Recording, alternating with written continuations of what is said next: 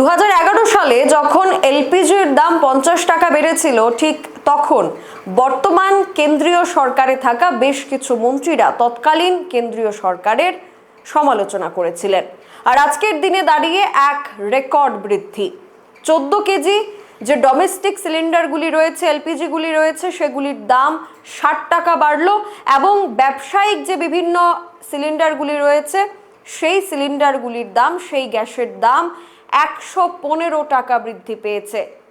এত বড় মাত্রায় গ্যাসের দাম বৃদ্ধি পাওয়াতে সাধারণ মানুষের পকেটে এমনিতেই এই মন্দার সময় দাঁড়িয়ে, যখন প্রত্যেক মুহূর্তে ভারতীয় টাকা ডলারের তুলনায় দিন দিন নিচে নামছে, ঠিক সেই সময় এত পরিমাণ গ্যাসের দাম বৃদ্ধি পাওয়ার কারণে বিভিন্ন ব্যবসায়িক ক্ষেত্র এবং সাধারণ মানুষের পকেট কাটা যাচ্ছে।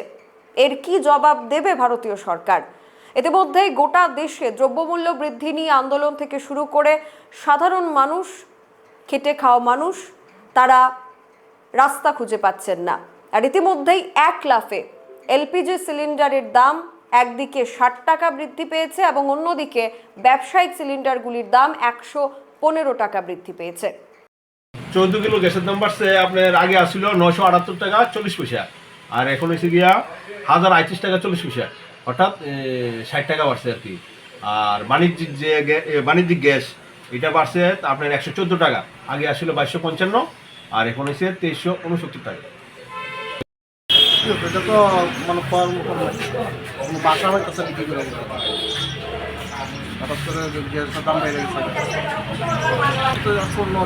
978 টাকা 40 পয়সা, এখন কোথা 1040 টাকা বললাম, প্রায় 5 টাকা কত পার্সেন্ট জনসাধারণ 65 টাকা। এটা তো আমরা সাধারণ মানুষের উপর চালের টাকা যেটা বড় মতন এখন আমরা মাইনে নিতে হবে। এখনকার মতো সংবাদ এখানেই শেষ করছি। পরবর্তী আপডেটস দেখতে চোখ রাখুন সোশ্যাল বাংলার পর্দায়। নমস্কার।